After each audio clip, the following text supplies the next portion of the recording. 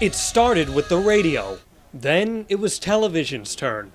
Now the way to get the latest news, entertainment, and sports is this. Or this. Or maybe this. The second screen is taking precedence as the new way to stream media, and big-name companies are taking notice.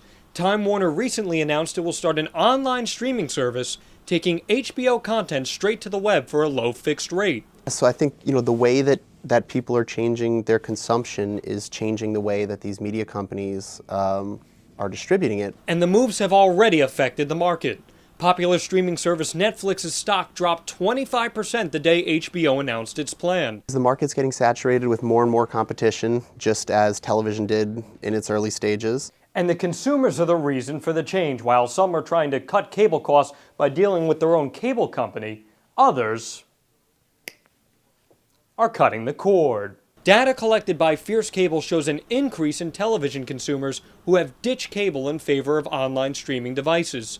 And some of those who have cut the cable say it boils down to the almighty dollar. But the big reason is paying our bills to be up $150, close to $170 a month.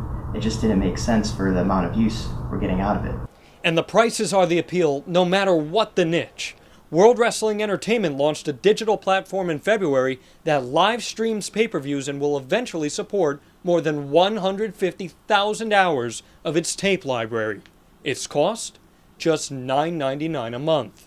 So at what point, do you start kind of running the numbers as a consumer and say, well, if my cable is going to be $60, but for $24 I can get these three services that all have these huge libraries, and it just becomes too attractive. About 10 million American homes are broadband only and have no cable service, according to HBO chief executive Richard Plepler.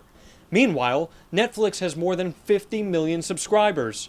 But director of Quinnipiac's graduate journalism department, Richard Hanley, says brands would be smart not to leave television behind. Even though we live in the internet age and internet seems to be driving everything, the elephant in the room remains television.